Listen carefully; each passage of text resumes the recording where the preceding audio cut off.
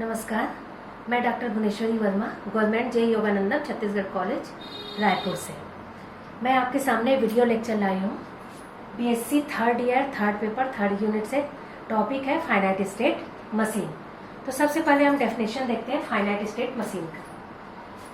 Finite state machine M is satisfy 6 tuples SIO FG S0 where S is a finite set of states, assume किया जाता है S0, S1, S2 up to Sn, and I finite set of inputs I1, I2 up to In, and O finite set of outputs O1, O2 up to etc, and F is a function from S cross I tends to S, means S initial state में जब हम input डालेंगे तो हमको next state मिलता है, तो इसको एज्यूम करते हैं नेक्स्ट स्टेट। इसी को कहते हैं is a transition function. And G such that S tends to O is a output function. तो फाइनाइट स्टेट मशीन को डिफाइन करने के लिए ये 6 टपल फॉलो होनी चाहिए। इसके बेस पे हम एक एग्जांपल बता दें। Let S equal to suppose set of states S0, S1, S2, I equal to 0, 1, O equal to 0, 1 and the two function f and g are given by the state table as follows. Table is state, inputs and output. State यहाँ पे हमारा given है S0, S1 and S2. Input 0, 1, output हमारा 0, 1. तो यहाँ पे हमको state table दिया गया है. Then M equal to 6 tuple is a finite state machine. यहाँ पे हम सपोज इनपुट एज्यूम कर लिए 0, 1, 0, 0, 1, 0 इनपुट लेने के बाद इसका ट्रांजिशन हम किस तरीके से करते हैं। तो f is a function of S0 means initial state. Initial state को हमेशा डबल एरो से रिप्रेजेंट किया जाता है। जब हम 0 इनपुट डालते हैं तो स्टेट हमारा नेक्स्ट स्टेट S1 मिलता है, और इस S1 स्टेट का जब हम आउटपुट फाइंड आउट करते हैं तो S1 का आउटपुट हमारा 1 होता है। उसी तरीके से f ऑफ फिर नेक्स्ट स्टेट S1 में फिर नेक्स्ट इनपुट 1, तो हमारा स्टेट जो है वो S1 मिल रहा है और इसका आउटपुट भी 1 होता है। इसके बाद फिर हमारा जस्ट प्रीवियस स्टेट देखा जाता है, तो f of S1 of next input हमारा 0 है। 0 इनपुट डालने से यहाँ पे हमारा नेक्स्ट स्टेट S2 है और S2 का आउटपुट जो है वो हमारा 1 है। तो इस तरीके से ट्रांजिशन फंक्शन के द्वारा आउटपुट रिजल्ट फाइंड आउट किया जाता है। तो ये हमारा इनपुट था और इसके करस्पॉन्डेंस जो हमको आउटपुट मिला है, आउटपुट ये वैल्यू है 1, 1 एंड 1, ये हमारा रिजल्ट आया है। अब इस ट्रांजिशन टेबल से ट्रांजिशन ग्राफ में हम किस तरीके से रिप्रेजेंट करते हैं, तो ये हमारा ग्राफ है। सबसे पहले देखते हैं कि इनिशियल से सारे स्टेट्स को हम सर्कल फॉर्म में डिनोट कर देते हैं और उसके डिनोमिनेटर में आउटपुट को रिप्रेजेंट करते हैं। जैसे S0 का आउटपुट हमारा 0 है, S1 का आउटपुट 1 है और S2 का आउटपुट 1 है। अब उसके बाद फिर हम 0 इनपुट डालते हैं तो S1 और 1 इनपुट डालने से सेल्फ लो, उसी तरीके से हम ग्राफ को रिप्रेजेंट कर सकते हैं। तो गिवन ट्रांजिशन टेबल का ग्राफ जो है वो इस तरीके से रिप्रेजेंट किया जाता है। अब हम नेक्स्ट सेकेंड एग्जांपल देखते हैं जिसमें हमको फाइनाइट स्टेट मशीन डिजाइन करना है। Design of finite state machine M which can add 2 binary numbers. We know that this 0 plus 0 equal to 0, 0 plus 1 equal to 1, 0 plus 1 equal to 1 and 1 plus 0 equal to 1, 1 plus 1 equal to 1, 0 and 1 plus 1 equal to 1, 1. Suppose हम लेते हैं कुछ inputs. Input का जब हम addition करते हैं तो इस तरीके से मैंने नंबर लिया है 0, 1, 1, 0, 1, 0, 1, 1, 1। तो 0 plus 1 equal to 1, 1 plus 1 equal to 0, carry over 1। अब ध्यान से देखिए जब कैरी ओवर 1 है वो हमारा इनपुट में जा रहा है, इनपुट के नंबर्स के साथ ऐड होते जा रहा है। तो इस तरीके से हम ऐड करते हैं, तो जो इनपुट लिया गया है उसके करस्पॉन्डेंस हमको रिजल्ट मिलता है आउटपुट्स। तो हम सपोज एज्यूम कर सकते हैं कि इनपुट अल्फाबेट्स हमारा 0, 0, 0, 1, 0, 1, 1, 0 एंड 1, 1 है और आउटपुट जो है वो 0, 1 है। तो हमको क्या करना है, स्टेट टेबल डिजाइन करनी है। तो उसके लिए हम यहाँ पे लेते हैं there are 4 cases. Case number 1, the output is 0 with no carry. Second, the output is 0 with carry to next column.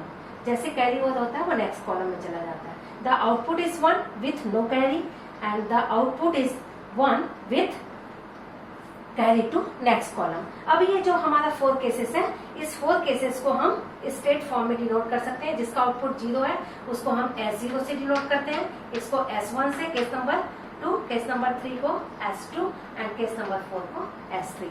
तो यहाँ पे 4 स्टेट से इसको डिनोट कर देते हैं। इसके बाद हम इसका ट्रांजिशन टेबल ड्रॉ करते हैं। 4 केसेस की करस्पॉन्डेंस यहाँ पे हम ट्रांजिशन टेबल बनाए हैं। वो ट्रांजिशन टेबल किस तरीके से था, 4 स्टेट्स था, S0, S1, S2 and S3। Inputs letter हमारा था 0 0 0 1 1 0 1 1 और उसके हमारे 4 आउटपुट्स आए थे 0 0 1 1। लेकिन फर्स्ट S0 में आउटपुट 0 था जिसमें कैरी ओवर नहीं था। S1 में हमारा 0 आउटपुट था लेकिन कैरी ओवर था, और ये हमको पता है कि जब हम बाइनरी नंबर का ऐड करते हैं तो कैरी ओवर जो है वो इनपुट पे जाके इंक्लूड हो जाता है। उसी तरीके से S2 आउटपुट 1 है और S3 का आउटपुट जो है वो 1 है, इसमें भी हमारा कैरी ओवर है। अब ये स्टेट हमको खुद से बनानी है, तो इसको बनाने के लिए कैसे ट्रांजिशन दिया जाता है। हमारा यहाँ पे इनिशियल स्टेट S0 है, जब हम 0 0 इनपुट डालते हैं इस तरीके से, तो हमारा स्टेट क्या होगा, इसको फाइंड आउट करने के लिए हमारा यहाँ पे इनपुट जो है वो 0 0 है और यहाँ पे कैरी ओवर नहीं है। इसका मतलब ये 0 प्लस 0 ही ऐड होगा, और 0 प्लस 0 जब हम ऐड करेंगे तो वैल्यू हमारा 0 आता है। अब 0 हमको देखनी है कि किसके आउटपुट 0 है, और ये S0 का आउटपुट 0 है, इसलिए यहाँ पे स्टेट जो है वो S0 मिलेगा। उसी तरीके से सेकेंड स्टेप जो है f ऑफ S0, जब हमारा 1 0 1 है तो इस केस के लिए हमारा इनपुट ये है 0 1। इन दोनों को जब हम ऐड करते हैं तो हमारी वैल्यू जो है वो 1 आती है। हमको आउटपुट में से चेक करनी है कि आउटपुट में 1 कौन सा है, तो यहाँ पे S2 का आउटपुट हमारा 1 है, इसलिए ये S2 आया। सिमिलरली 1 0, तो 1 0 के लिए भी हमारा वैल्यू 1 आएगा, इसीलिए S2 आया है यहाँ पे।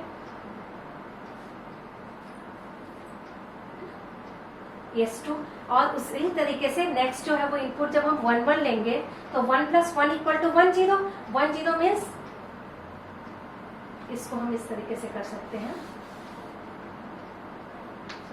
f of S0 1 1। इस केस के लिए हमारा इनपुट जो है वो 1 1 है, तो 1 plus 1 this is equal to 1 0। तो आउटपुट हमारा 0 आया, कैरी ओवर 1, तो आउटपुट 0 कैरी ओवर 1। ये वैल्यू हमारा S1 का है, इसलिए यहाँ पे स्टेट जो है वो S1 मिला है। इसी तरीके से सेकेंड रो को देखते हैं। सेकेंड रो में हमारा है f ऑफ स्टेट हमारा S1 है, और S1 स्टेट में जब हम 0 0 इनपुट डालते हैं तो यहाँ पे इनपुट तो हमारा 0 प्लस 0 ही होगा, लेकिन हमको S1 का आउटपुट देखनी है। यहाँ पे आउटपुट हमारा क्या है 0 है, लेकिन कैरी ओवर 1 है, तो कैरी ओवर 1 है तो वो इनपुट के साथ ऐड हो जाता है।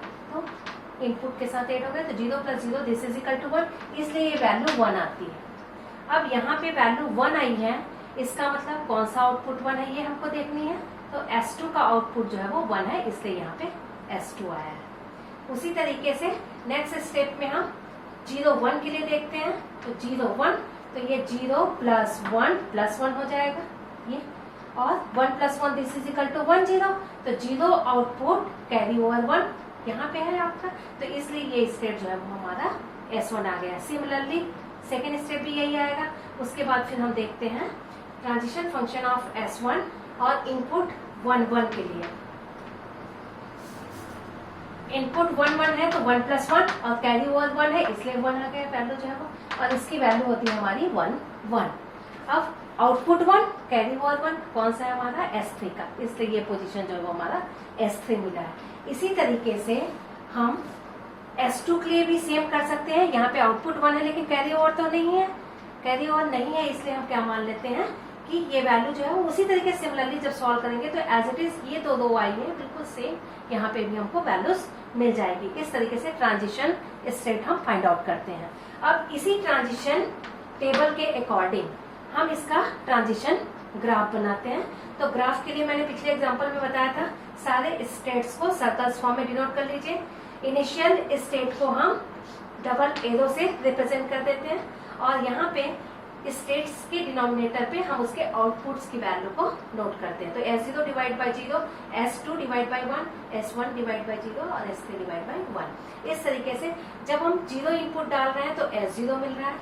फिर इस तरीके से हम ट्रांजिशन ग्राफ जैसे ड्रॉ करते हैं वैसे ड्रॉ करते जाना है। और S0 में पहले सेल्फ लूप, फिर हमारा 0 1 और 1 0 दोनों ही सिचुएशन में हमारा S2 मिल रहा है। तो इसका मतलब एरो हम ऐसा ड्रॉ करते हैं, इसको कहते हैं डायरेक्टेड ग्राफ। जब हम 0 1 1 0 इनपुट डाल रहे हैं तो S0 स्टेट जो है वो S2 में कन्वर्ट हो रहा है। तो जिसमें कन्वर्ट होगा उस डायरेक्शन में हमारा डायरेक्शन को शो करेंगे। इस तरीके से हम ट्रांजिशन टेबल से ट्रांजिशन ग्राफ बना सकते हैं। तो ये हमारा हुआ फाइनाइट स्टेट मशीन के कुछ क्वेश्चंस। बुक में बहुत सारे क्वेश्चंस दिए गए हैं, उसको आप लोग सॉल्व कर सकते हैं। उसके बाद नेक्स्ट वीडियो में देखिए। Thank you.